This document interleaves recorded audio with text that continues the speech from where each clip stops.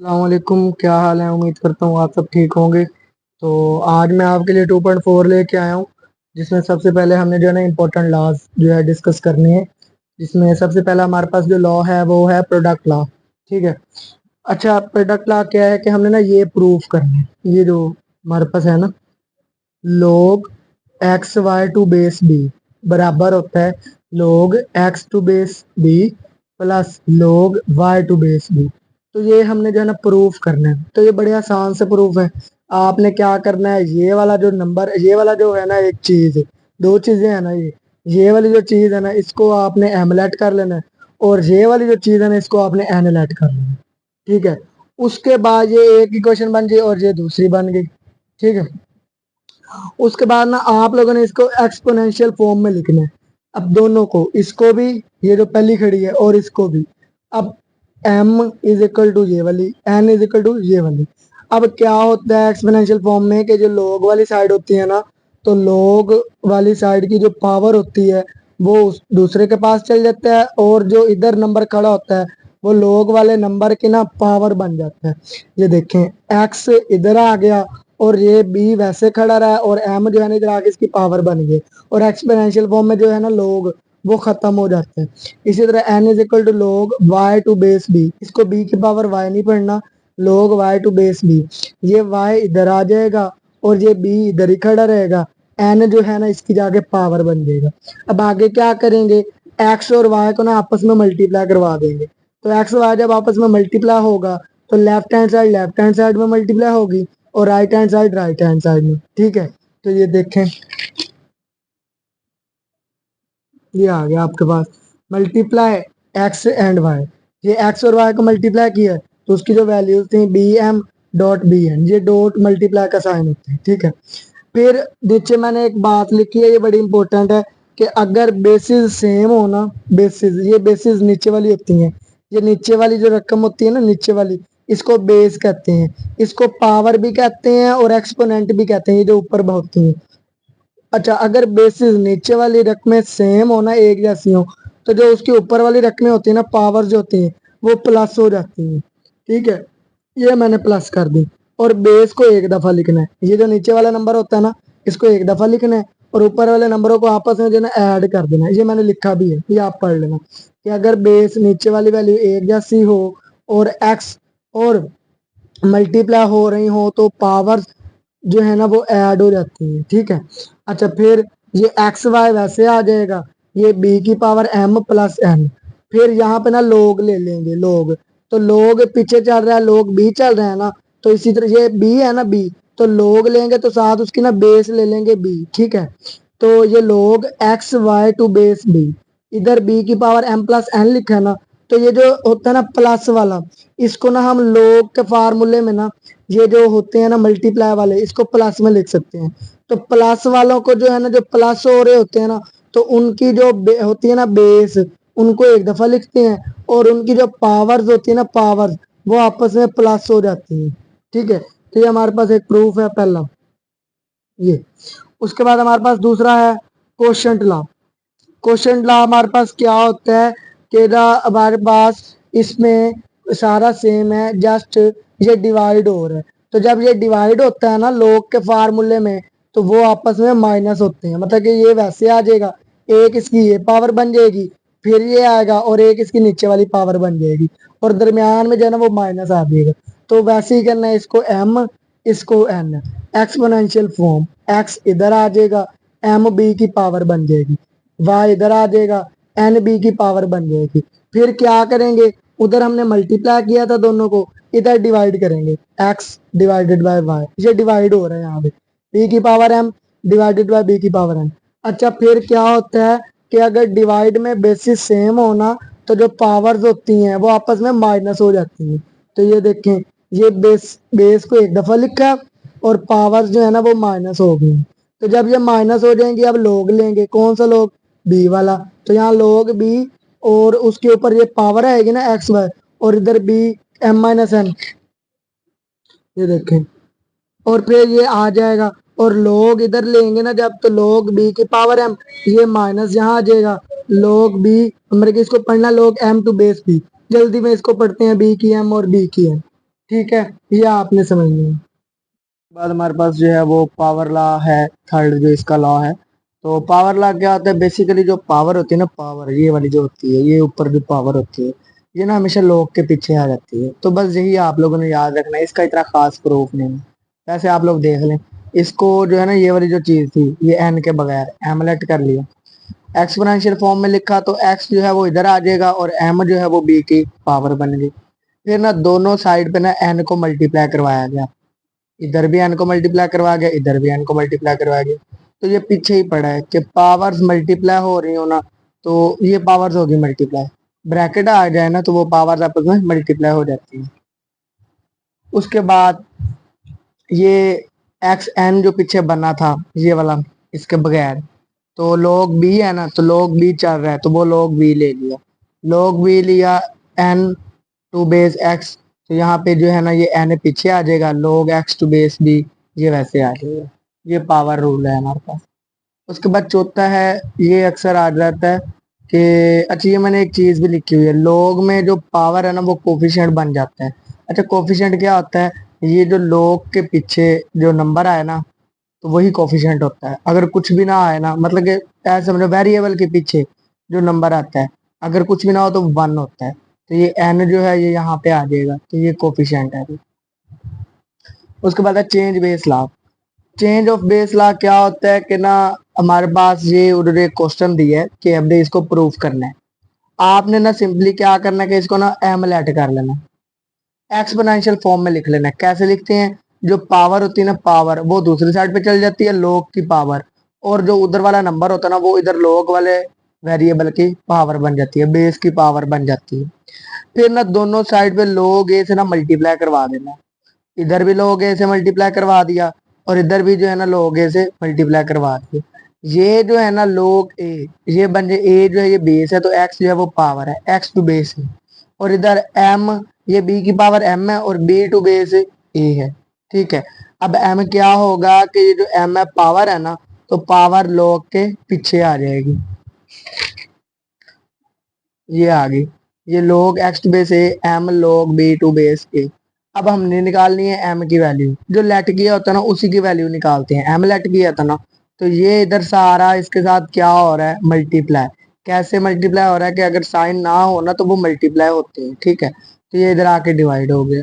जब ये डिवाइड हुआ है ना, तो ये हमारे पास जो m है ये हमने लेट किया हुआ था कि log x to base b है, तो m की जगह जो है ना ये पुट कर देना है, ये पुट हो गया और ये प्रूफ हो गया।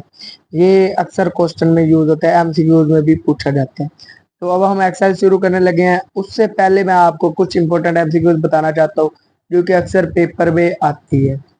लोग नेचुरल इसको पढ़ते हैं, एल एन, लोग नेचुरल, लोग नेचुरल जीरो जो है ना वो अनडिफाइंड होता है, इन्फिनिटी होता है। इसका क्या मतलब है कि ये ना इसकी कोई डिफाइन अभी तक आई नहीं है। ठीक है, लॉग नेचुरल वन जीरो होता है, ठीक है, और log natural Euler number one होता है। तो ये आपने जो ना एमसीक्यू याद रखना। उसके बाद हमारे पास एक्सरसाइज स्टार्ट होते हैं 2.4, जिसका क्वेश्चन नंबर 1 है। उम्मीद करता हूँ आपको ये जरूर समझ आएगा। उससे पहले आप लोगों ने लॉज जो है वो अच्छी तरह समझ लेनी है। ठीक है, यहाँ देखें बेसिस सेम है, एक दफा लिखनी है। यहाँ देखें माइनस है, पावर्स को डिवाइड कर, बस आगे काट दे, 9 1 9 2। ठीक है, तो ये आ जाएगा लोग, यहाँ पे 2 बच जाएगा, ऐसे ही है ना। अब ना अगर यहाँ पे लोग की बेस भी सेम हो और ऊपर वाली पावर भी सेम, वो तो सारी वैल्यू जो होती है ना वो 1 के बराबर होती है। ये बात आपने याद रखनी है। और दूसरी बात, लोग की मैंने बेस बताई थी कितनी होती है, 10। अगर बेस नहीं है ना तो वो 10 होगी। ठीक है, नेक्स्ट क्वेश्चन है, ये बड़ा आसान सा है। बेसिस सेम है ना, ये नीचे वाली जो होती है, ये वाली जो है, ये लोग वाली, ये सेम है, एक दफा लिख ली। प्लस हो रहा है, प्लस में हम लोग के फार्मूलाज में क्या करते हैं, मल्टीप्लाई, 64 मल्टीप्लाई 2। इसका ना टोटका ऐसे याद रख लें कि अगर प्लस हो ना तो हम मल्टीप्लाई वाले सवालों में क्या करते हैं, आखिर पे जब कोई मल्टीप्लाई होता है, ये ऐसे 23 है, ये 23 है, 3 3 9 6 2 3 6 2 2 4, तो हम यहाँ पे आखिर पे क्या करते हैं, सारा प्लस करते हैं ना। इसी तरह जब प्लस का साइन आ गया ना तो वो मल्टीप्लाई में होता है, और अगर माइनस का साइन है ना जैसे ऊपर किया तो वो डिवाइड में होता है। तो ये 64 मल्टीप्लाई 2, यहाँ पे ना आप 64 के पेयर बना लें। 64 के पेयर बनते हैं 2 की पावर 6। कैसे पेयर बनाने हैं? ऐसे, ये मैं आपको बता रहा हूँ। 2 3 jar 6, 2 2 jar 4, 2 1 jar 2, 2 6 jar 12, 2 9 jar 3 3 jar 3 1 jar. Sorry ये गलत हो गया है। 64 के दोबारा हम पेयर बनाते हैं यहाँ पे। ये 64 के पेयर में बनाने लगा हूँ। 2 3 jar 6, 2 2 jar 4, 2 1 jar 2, 2 6 jar 12, 2 8 jar 2 4 jar, ठीक है, 2 2 जार 2 1 जार, 1 2 3 4 5 6, ये 6 दफा आ गया। ये 8 2 जो था वो ये आ गया। तो टोटल पावर बन जाएगी 2 की पावर 7, ये बन गई। अब देखें ये बेस, ये जो पावर है और ये जो बेस है ये दोनों सेम है, लेकिन ये 7 यहाँ पे काम खराब कर रहा है। तो log के फार्मूला में जो 7 पावर होती है उसको हम log के पीछे ले आते हैं, ये आ गई। अब ये सारी जो है ये 1 के बराबर आ जाएगी। 7 मल्टीप्लाई 1, 7 आ जाएगा हमारे पास। थर्ड क्वेश्चन है हमारे पास। अच्छा जरा गौर कीजिएगा, ये बड़ा इंपॉर्टेंट शॉर्ट क्वेश्चन है। ये जो पीछे है ये कोफिशिएंट, ये पावर बन सकता है ना, क्योंकि पावर को ही तो हम कोफिशिएंट बनाते थे। ये पावर बन गई, इधर वैसे आ गए। अब ये 8 है ना, ये 1/3 है तो 2 की पावर 3। पावर पावर आपस में क्या होती है? मल्टीप्लाई है, तो ये यहाँ पे कट जाएंगी। अच्छा फिर नीचे आ गया log 2 to base 3, log 8 into base 3। अब यहाँ पे भी बेस 3 है, यहाँ पे भी बेस 3 है, एक दफा लिख लो। माइनस हो रहा है तो जो पावरें होती हैं वो आपस में क्या हो जाएंगी? डिवाइड। तो ये आ जाएगा 1/9, ठीक है, ये आ गया। अब यहाँ पे ये 1/9 तो आया। अब 1/9 को पीछे फिर ले जाए तो यहाँ पे ना हम, यहाँ इसको 1 बनाना है। 1 बनाने के लिए ना इसकी ये बेसिस सेम करने हैं, बेसिस और पावर। मैं क्या करता हूँ, ये 3 का स्क्वायर बन सकता है ना 9। 3 का स्क्वायर का मतलब है 3 को आपस में 2 बार मल्टीप्लाई करना है, ऐसे, इसका मतलब ये होता है। तो अब 3 का स्क्वायर 9, मतलब ये 3 का स्क्वायर बन गया। ऊपर जाके पावर जो होती है वो चेंज हो जाती है। ये ऊपर जाके पावर का साइन चेंज सॉरी हो जाता है, ये साइन चेंज होगी। अब साइन चेंज हुआ तो ये पावर है ना ये log के पीछे आ जाएगी। ये बेसिस और क्या नाम पावर वो सेम आ गई। तो ये सारा क्या हो जाएगा? 1। तो -2 मल्टीप्लाई 1 -2 आ जाएगी, ठीक है। उसके बाद नेक्स्ट क्वेश्चन है। उसके बाद हमारे पास क्वेश्चन नंबर 4 है। 2 log 2 प्लस log 25, ये बन जाएगा 5 की पावर 2। 5 की पावर 2 25 होता है, 2 पीछे आ जाएगा। अब देखिए ये जो 2 है ये एक दफा लिख लेंगे, ये वाला, ये 2 दफा आ रहा ना ये वाला, तो इसको एक दफा लिख लेंगे, ठीक है। और फिर log लिख लेंगे, और log लिखेंगे ना तो ये 2 है और ये 5 है। ये दोनों क्या हो रहे हैं? प्लस। तो log फार्मूले में ये दोनों क्या हो जाएंगे? मल्टीप्लाई। तो इस तरह जो है ना आगे किया हुआ है, ये देखें। तो यहाँ पे ये 2 आ गया, log 2 मल्टीप्लाई 5 आ गया। अब आगे क्या होगा कि यहाँ पे ये 2 है, ये log 10 बन जाएगा ना। और मैंने बताया था जिसकी बेस नहीं होगी, मैंने पहले भी बताया था log में जो बेस होती है वो 10 होती है। तो ये 10 आ गई, ठीक है। ये सारा हो जाएगा 1, ये 2 मल्टीप्लाई हो गए, आंसर आ जाएगा। फिफ्थ क्वेश्चन है। उसके बाद 1/3 log 64 to base 4 plus 2 log 25 to base 5। क्या करेंगे? 1/4 1/3 इसके आगे पावर बन गई। इधर ये 25 की पावर 5 की पावर 2 बन गई। देखिएगा कि ये जो 64 है ये 4 की पावर 3 बनता है, ठीक है। तो ये आपने यहाँ कट कर लेना है, ठीक है। उसके बाद आपने क्या करना है कि ये जो हमारे पास ये जो है ना कोफिशिएंट है, इसको भी आपने उधर पावर बनाना है। पावर जब बनाएंगे तो ये एक ये पावर खड़ी है पहले की, और जब दूसरी ये वाली पावर इधर जाएगी, पावर बनेगी, तो ये दोनों आपस में पावर जो है ना वो मल्टीप्लाई हो जाएंगी, ठीक है। और इधर ये कट जाएगा और ये log 4 टू बेस 4 बच जाएगा। अब ये सारा तो 1 हो जाएगा ना, लेकिन यहाँ पे है log 5 टू बेस 5, और ऊपर 2 मल्टीप्लाई 2 4 हो जाएगा। अब 4 जो है वो दोबारा पीछे आ जाएगा, यहाँ 1 प्लस 4, और ये जो सारा log 5 टू बेस 5 बच जाएगा ना वो सारा हो जाएगा 1। तो 4 मल्टीप्लाई 1 4 हो जाएगा, और आंसर हमारा आ जाएगा 5। कैसे? 1 प्लस 4 5। तो ये देखें कि 1 प्लस 4 log 5 टू बेस 5, ये सारा 1 हो गया, 4 मल्टीप्लाई 1 हो गया 4 हो गया। 1+4, ये हमारे पास आंसर आ गया 5। उसके बाद हमारे पास पार्ट नंबर इसका 6 है, बड़ा आसान सा है। log 12 base two 3 plus log 0.25 to base 3, बड़ा आसान सा है। क्या करना है, बेसिस सेम है, एक दफा लिख लो बेस को। तो प्लस हो रहे हैं तो पावर्स आपस में क्या हो जाएंगी, मल्टीप्लाई।